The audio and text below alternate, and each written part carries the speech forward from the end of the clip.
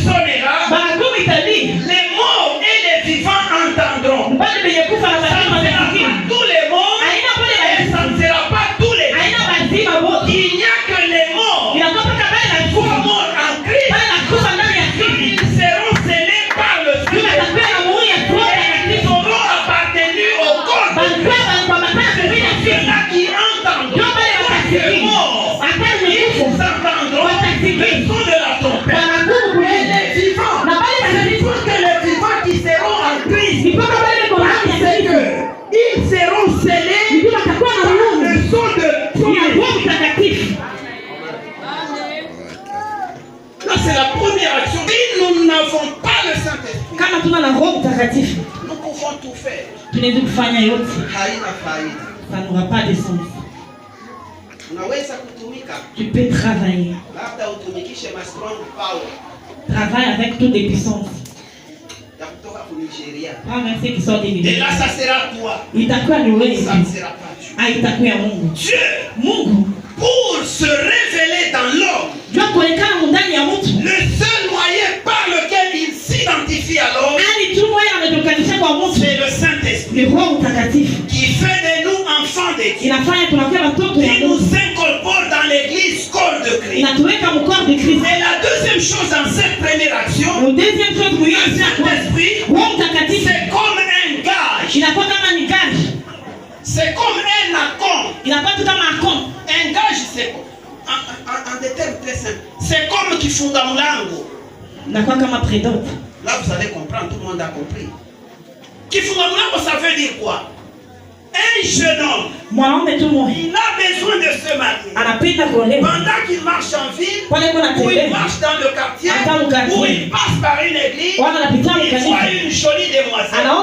Il se dit, je vais l'épouser. Pour confirmer, il a choisi celle-là. Même si ça prendra 5 ans, 10 ans ou 20 ans, pour confirmer que c'est elle son choix. Il va se présenter dans la famille. Et on va donner un gage. Jésus demain, il ne pouvait pas la laisser seule. Il ne pouvait pas aller comme un enfant. Pour confirmer à l'église qu'il est avec elle et qu'il reviendra la prendre. Pour les noces de l'agneau, il a envoyé son esprit comme un gage. De sorte que à chaque fois que l'église a les manifestations du Saint-Esprit, un jour, l'époux reviendra. Même si je peux souffrir, un jour, il reviendra. Même si ça peut traîner, un jour, il reviendra. Même si je peux mourir, un jour, il reviendra.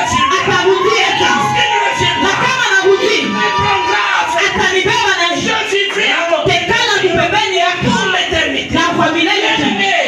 Nous avons l'obligation d'attirer au Saint-Esprit. C'est un gage. Dans d'autres versions, c'est comme un cachet. On a mis sur tous ceux qui croient.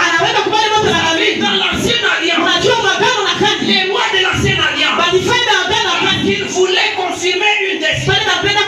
Ils avaient un anneau. C'est avec cet anneau-là qu'ils scellaient. Le roi a scellé. Où on pouvait présenter cette note.